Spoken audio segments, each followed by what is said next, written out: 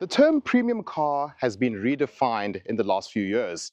Before, when you thought premium, you automatically thought German. But nowadays, even a Korean brand can be considered premium. For instance, this. This is the facelifted Kia Sorento, and now it's in its fourth generation. And today, we want to find out what has changed in this luxury lineup.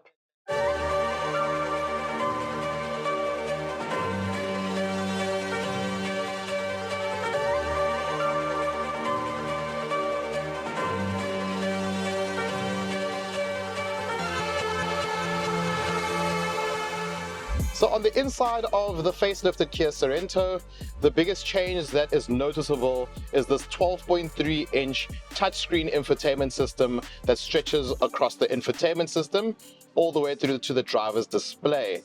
And it's very nice. The resolution is very good, you can see quite clearly, and it's also very easy to navigate. It's not obtrusive in any way, shape, or form. And what I like about this Kia Sorento is that they've employed the if it's not broken, don't try fix it philosophy. Because here we have got the 2.2 litre diesel that produces 148 kilowatts and 440 Newton meters, and it's mated to an 8-speed dual clutch transmission. And this engine works. It's very quiet, it's very refined, and it's very economical at the same time as well. So from that perspective, I'm glad that they didn't try change much, because this engine has become loved by those who know this engine, and for a very good reason, because again, it works. Comfort levels in this vehicle are very good as well. We need to remember that they've now gone up from a rim size perspective. Now we've got 20-inch rims, and sometimes what happens is that the car looks good from the outside, but it does mar the ride quality. And this isn't the case in this vehicle. Yes, I can hear a little bit of road noise if I listen clearly, but if you've got somebody that's driving with you and you're having a conversation, it's not going to bother you. Or if you've got the radio on, it's not going to bother you as well.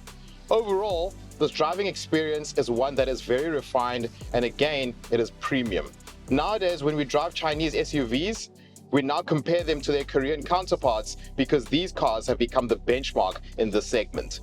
The fact that you've also got 7 seats makes a huge difference, but we need to remember where there's 7 seats, there's always going to be a lack of boot space when you've got all seats up.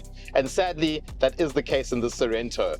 As much as you've got a lot of boot space when it's just a 5-seater, the moment you put those 2 seats up, you're going to sacrifice on boot space.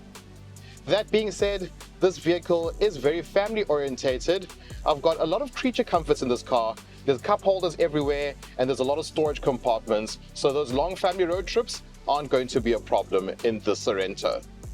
Kia has also updated the safety suite in this car, so I've got lane keep assist, I've got adaptive cruise control, and it feels that much more sharper, sometimes a little bit too sharp for my liking, but it works. If you forget to indicate before you change lanes, the vehicle will very quickly yank you to remind you that you need to stay in your lane. Overall, I am very happy with how this Kia Sorento drives. It's comfortable, it's refined, and it's very premium. As we know, there is a lot of competition in this segment. And in the case of the Kia Sorento, the competition is actually family. So if you're looking for a premium SUV and your budget is roughly 1.2 million rand, you may also consider this car's sibling, which is the Hyundai Santa Fe. But if you find that car's looks too polarizing and you prefer yourself an old school diesel engine, then the Sorento may be the perfect option for you.